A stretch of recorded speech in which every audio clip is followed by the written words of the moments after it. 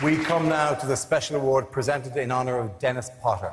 We're lucky to have not one but two presenters. The mere mention of the names of these two fine young actors is enough to elicit the most extraordinary noises from the most discerning of company. The term quirky sexy apparently doesn't even do them justice. They're not my type. I'm more of a beefcake man myself. But nonetheless, please welcome Matt Smith and Benedict Cumberbatch.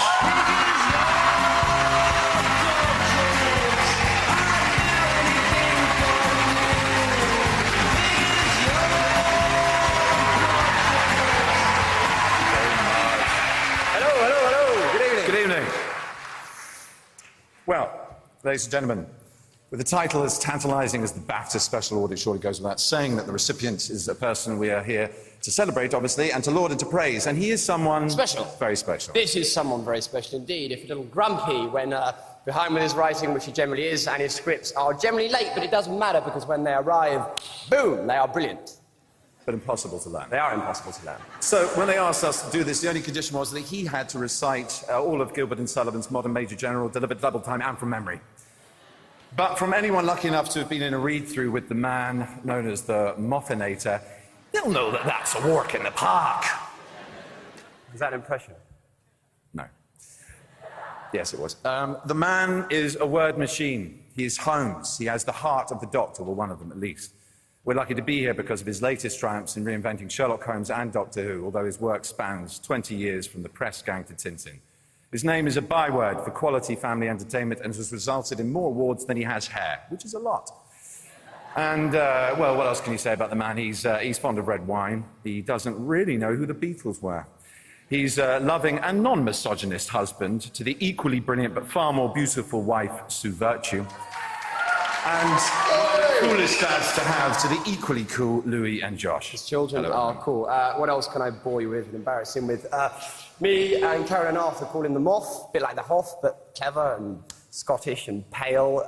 He is a bad but funny dancer, and he has a sort of wonderful propensity to be brilliantly cantankerous about the world, which is one of the things I love about him. He makes me laugh. I hope he keeps writing for many years to come.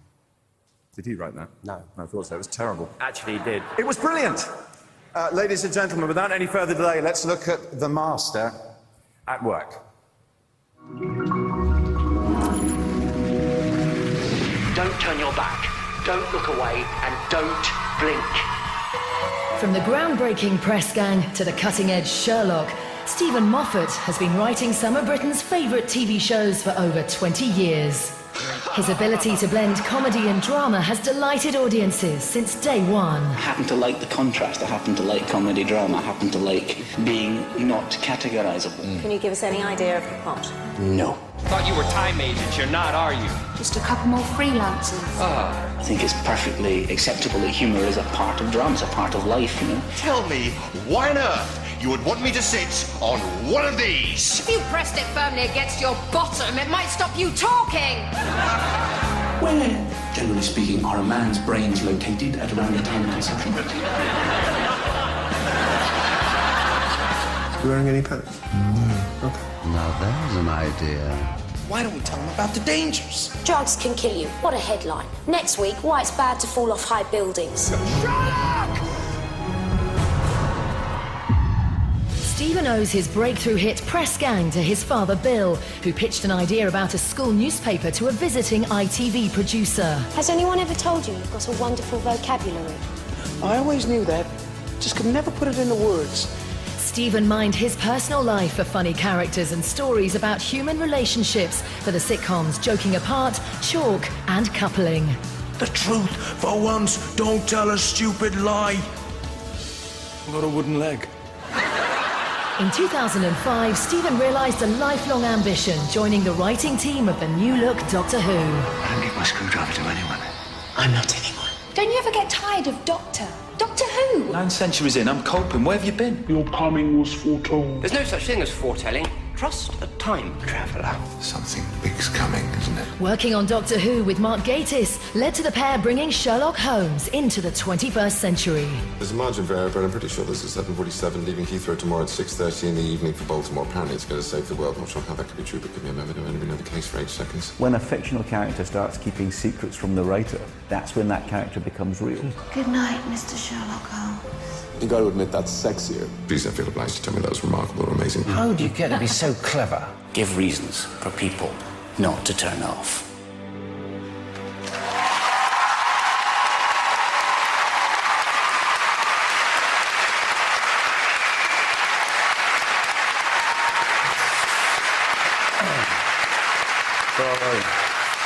Ladies and gentlemen, it gives us great pleasure. It does. To announce that the winner of this year's BAFTA Special Award goes to our colleague and great friend, Mr. Steven Moffat.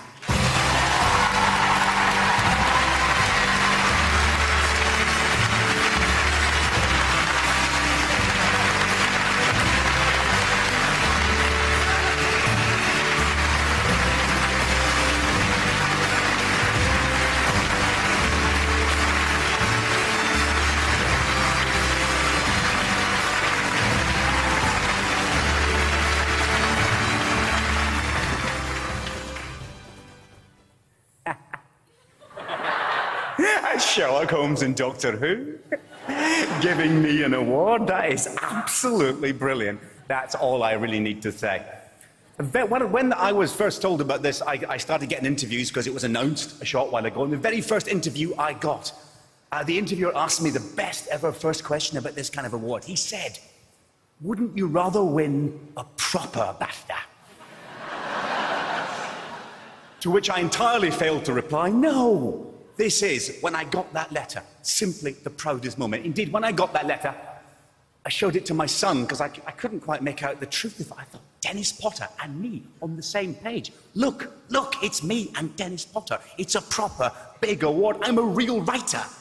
I am so inadequate to this award, there are more than the usual number of people to thank. So I will skip very past people I should be talking about, like Sandra Hasty and Ben Stevenson, and talk about the two shows that got me here tonight, let's be honest. On Doctor Who, it was Piers Wenger and Beth Willis who carried me through the first 2 years, often by the hair. The thankless task has now fallen to Cara Skinner and Marcus Wilson. And on Sherlock, I can't but mention my brilliant friend and most brilliant collaborator.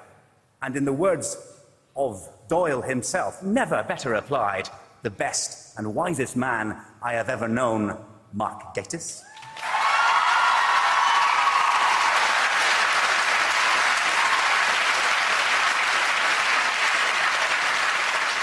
And in many ways, the least sung, but most deserving hero of Sherlock, the woman, the producer, Sue Virtue, the best and wisest woman I have ever married.